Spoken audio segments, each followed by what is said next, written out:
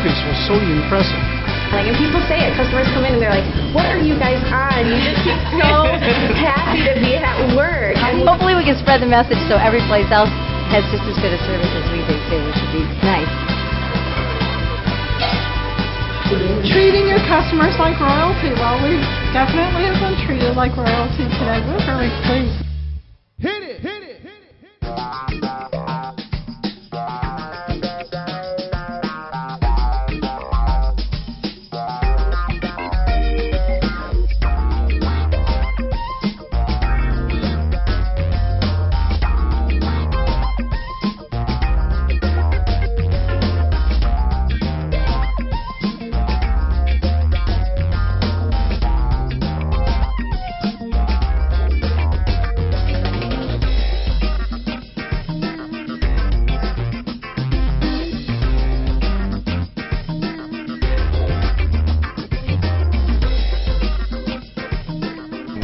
What we're sharing in the next 25-30 minutes really is sort of the core teachings of what we've been able to do with the service. We're far from perfect. We never get it all right. We're not sitting here to just say this DVD is going to fix everything that you need to do, but the idea is to help share some of the key components of what's worked for us over the years, and hopefully they're going to be of help to everybody out there that watches it.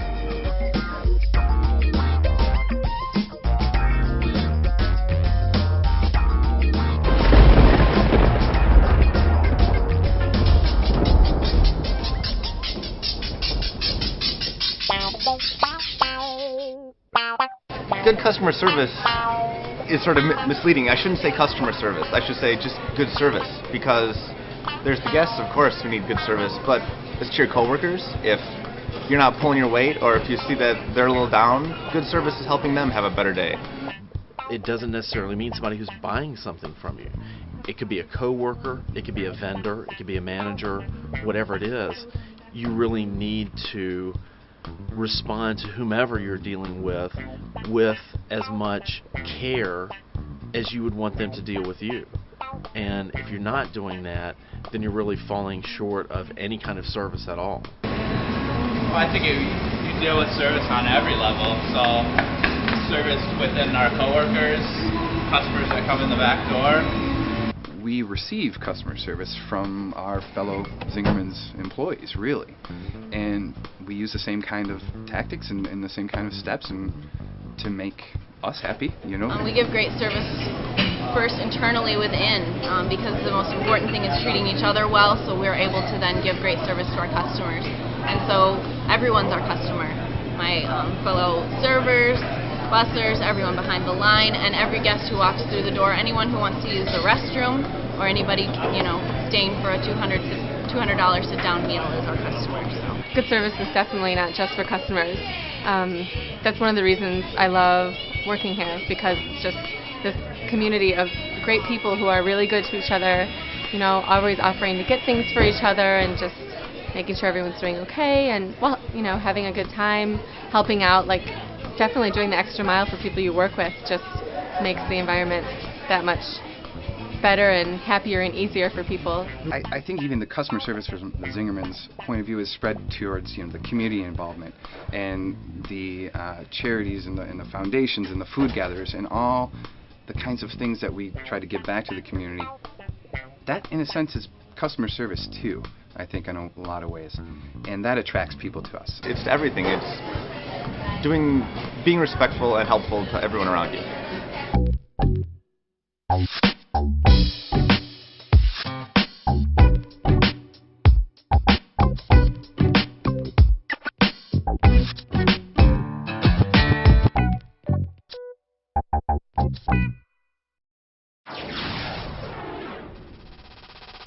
Why give great service? Because it makes you feel good. It feels good. It makes you feel good. People feel good. Yeah, it feel does. good about yourself and your job and satisfaction. Absolutely. Is it more fun? Does it feel like it's more fun? Yeah. I love walking into an environment where everybody's having a really great time. It's kind of evident when you go into a place and you don't get good service that the people, I just remember saying to myself so many times, oh man, she's so unhappy. You know what I mean? It makes the day go by faster when you're giving great service. I think that once you start practicing, it becomes easier to give good customer service because it feels good for you too. Definitely we'll tell our friends all about it because that's what's missing today. Word of mouth is a very, very powerful advertising. It really is. We actually rarely advertise. Most things, and people love to tell great stories. They also love to tell bad stories. Good customer service, in a sense, is a marketing tool. Why else should we give great service? I think it attracts the best employees. Oh, absolutely. And it can be a marketing tool for getting employees. A lot of times I come into work and I can come in a good mood and still leave in a better mood than when I came in, just, being in an environment where people really care about other people. It's nice. It makes you want to come back. A lot of times you spend money and you want to enjoy. And sometimes you can't find the enjoyment, but here, it's just unbelievable. Brings customers back. Why else should we do it? It's the right thing to do. It's the right thing to do. It is the right thing to do. I love that one. It's just the right thing to do.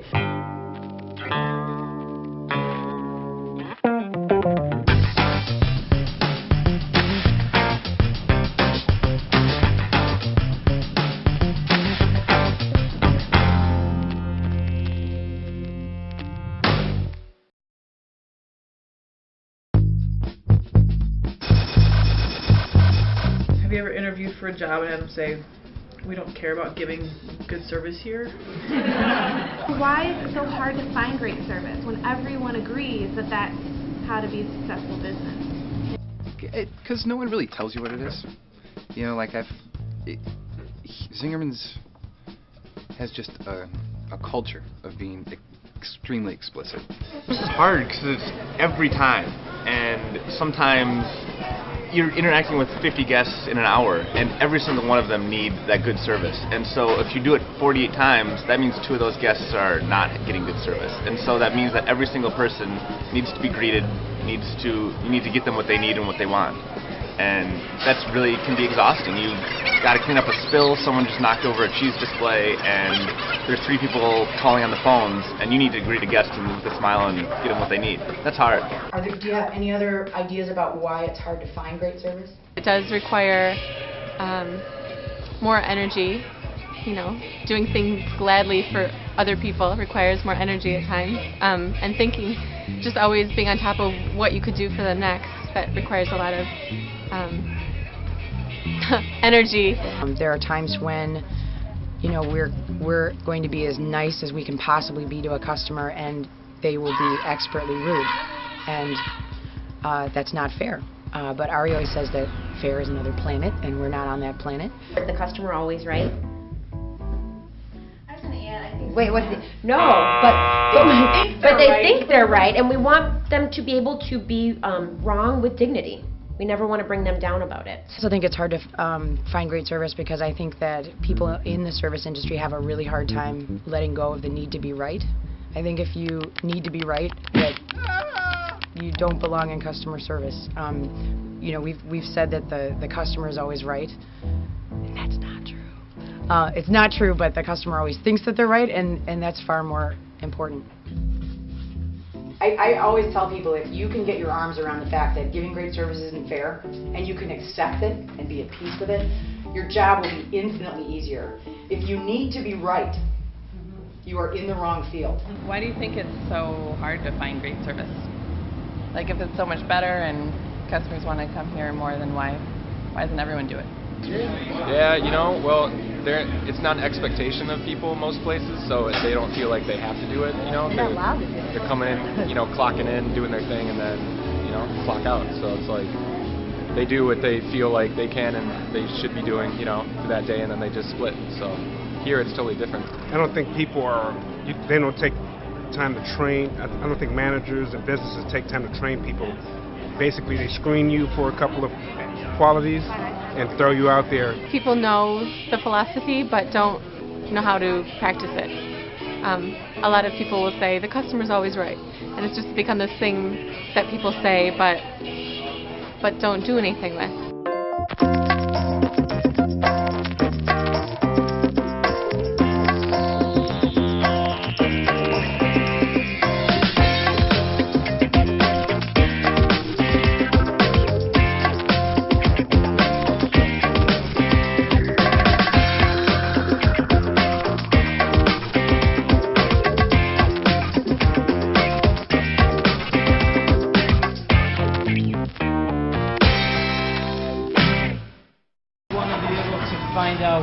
what the customer wants. We want to get it to them accurately, politely, and enthusiastically, and then we want to go the extra mile. Well, the 3 steps customer service are: It's first finding out what the customer wants, getting it for them. And I remember it by the word ACE. Accurately. Politely. And enthusiastically. Well, Enthusiastically. and then we want to go the extra mile. The 3rd step is to go the extra mile.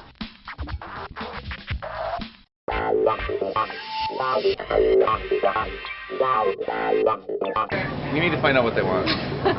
You need to find out what they No, want. you need to find out what they want. Shut up. Are you guys waiting for some help? Hello. As you can see, I always have to greet people, so it's hard to give an interview because, I want to say hi to everyone. All right, well, the 10-4 rule is really easy. It tells you how you should interact with people, and that when you're within 10 feet of them, sort of make eye contact, let them know that you're there, you see them, maybe give a little wave. And if they're in 4 feet, say hi. And it's just sort of a way of acknowledging each other as humans. First, so you want to figure out what the guest wants. So, how do you figure out what a guest wants? One way to figure out what the guest wants is to ask them. That's a good start. Instead of assuming and asking a whole bunch of different questions. And we're all kind of gotten trained to read people, and I think that's a really important part of providing great customer service. There's a lot of detective work. It's reading between the lines. It's eye contact. At Zingerman's, we have what we call the 10-4 rule. If a customer comes in to the deli and they're within 10 feet of us, we say that we want our staff to make eye contact and smile. If they come within 4 feet of us, we want to greet them. Hey, how's it going today? Are you warm enough? You want to come stand over by the heater? So first step is figure out what they want, spend more time, not less, engage them, learn about them, really watch the nuances, and then make sure to share that information. We also figure it out by engaging the guest, and we define engaging the guest as spending as much time with a customer as they want you to, not as little as possible. The biggest pet peeve is when I go into another place, a place other than here, and they say, how are you? What can I get for you? Don't ask the question. Don't ask me how I am if you genuinely don't want the answer. And I love that here, when we say how are you to someone, and like 2 people, and we say how was your day, and they say bad. We just got out of the hospital. We just picked up my daughter, or we just dropped my daughter off. We genuinely are going to listen to that response, whether it's good or bad, and we're going to react, and we're going to change their customer service based on that. And most places don't. They're programmed, and everything they say to you, they say to everyone else. I used to do it. When I worked at I said the same thing to every single table, and I love that that doesn't happen here.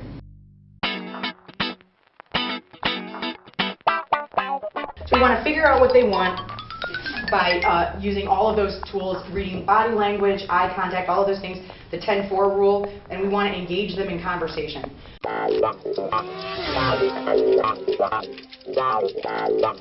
The second step in giving great customer service is that we want to get them what they want. So, what are the 3 aspects of getting it for them? Accurately. Politely. Enthusiastically. The first is accurately. I cannot stress this enough. So which is better, having a reputation for fixing mistakes well or for getting it right the first time? Probably getting it right the first time. Exactly. If you consistently deliver the wrong product or service, great service will not save you. Our best customers are the most forgiving. On days when we're really slammed, they're a little more patient because they know the level of service that we always want to give. But if we're not giving them exactly what they want, they're going to start going somewhere else.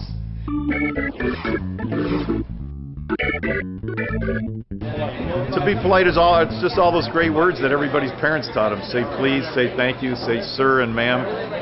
We use sir and ma'am generally for kids too, because we wanted to make sure that we're erring on the side of being overly courteous as opposed to underly courteous. Again, we err on the side of being too polite, so we will call a 14-year-old boy sir. Everyone always asks on their first day, how enthusiastic is enthusiastic enough? They're always like, well, I'm not a cheerleader. Every time I answer the phone, people are like, "Oh my gosh, you are so perky." But have you answered the phone? But good morning, thank you for calling. But they love it, and then they get perky, and they're like, "Oh my gosh." Yeah, I guess I never even thought about it, but we do smile on the phone, and it's probably part of like that initial training when we bring in people to work on the phone that we're find yourself smiling. You'll find that it comes through on the phone, and it absolutely does. I mean, it's just very different to say, "Thank you for calling Zingerman's mail order, this is Brad," as opposed to, "Thanks for calling Zingerman's mail order, this is Brad." And you can't help but your inflection and your tone, and that comes through on the phone to the point where you can see anyone taking an order on the phone, and they'll be smiling the entire time. I mean, you can't do it any other way, and I don't think anyone here would be comfortable doing it every other way. When the customer leaves the interaction with us, we want the customer to think they were the best thing that happened to us that day. And it's not a joke, it's not a figure of speech, we really mean it. Enthusiastically, we actually added, thanks to some helpful staff who showed us that it was possible to say all the right words and make it really clear you didn't mean it.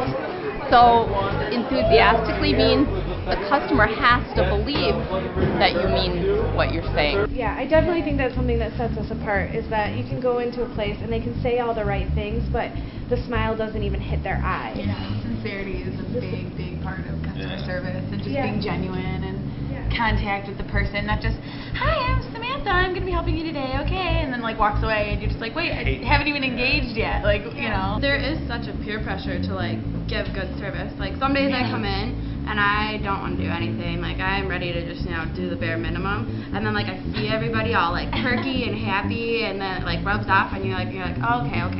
Like I get that customer on the phone that's all needy, and I could be lazy, but then I'm like, no, like I'm gonna do it, and like it really, like by the time I leave my shift, I'm in a good mood.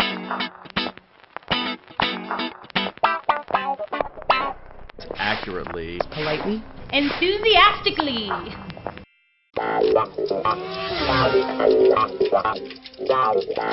want to find out what the customer wants, find out what the guest wants, get it for them accurately, politely, and my favorite way, enthusiastically, and then we want to go the extra mile. The third step is to go the extra mile. At most places, if you went out to dinner right now and they figured out what you want, they got it, they were accurate, polite, enthusiastic, that would be awesome. We would all walk away going, that was the best dinner ever.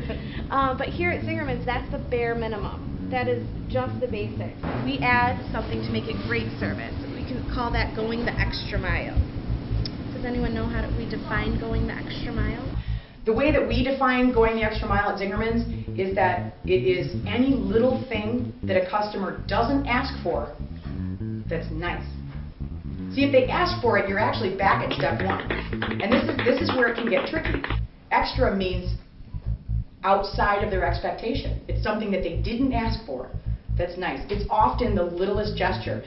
An extra mile can be anything from grabbing a basket for guests who have product in their hands, to going out of your way and calling mail order another ZCOB business to see if they have a product that we might not have in-house, offering to carry bags to a car. It's little things like that that really set Zingerman's apart from other businesses, because most people really don't take the time or don't feel that they have the time to actually spend doing the little extra things that really do make a difference. My favorite extra mile is, I think it was either a kid or an adult said something about her doing asked whether she could do a cartwheel. And lo and behold, next thing we knew, she was doing a cartwheel across the restaurant. So that was my favorite. Although that's something they asked for, so that doesn't really count as an extra mile. Now it's an expectation, so now we have to push ourselves harder to find something that they didn't ask for. It can be something small or it can be something big. If a guest came into the Roadhouse right now and asked me to climb up on the roof and take a picture with the neon sign, that would be really amazing service. If I got my up on the roof with a ladder and took a picture with the neon sign, that would be really nice. But it's not an extra mile, because they came in with the expectation knowing Kathleen's going to climb up on that roof and get a picture. But again, something as little as a card on their table when it's their birthday could be an extra mile, because they had no expectation that that was going to happen. So doing something extra, it's the little things. And that's the part of the job that a robot can't do. Because it really is looking at every single customer and thinking, what is it going to take to make this person feel like I've really gone the extra mile for them? Sometimes it can be as simple as, are you still shopping? Do you want me to put your bags over here?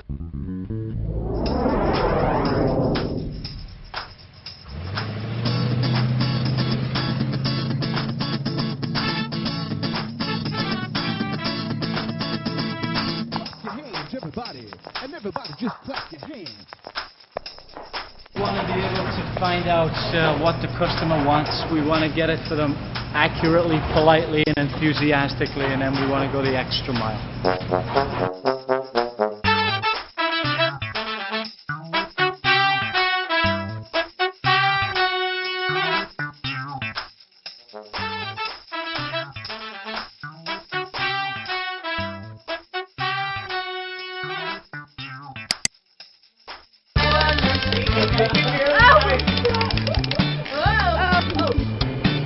I always think about with, I forgot where I was going. What's one thing, what was I talking about? The steps to giving great service. Man, I have to recap my steps. Sarah, what are the 3 steps to customer service? Go! I'm zippy, I'm fast, so I'm strong. Just bring it on. Whoa! Oh, do we have to keep... Ow, ow, ow, ow! I am the Wiener. Like a beautiful girl.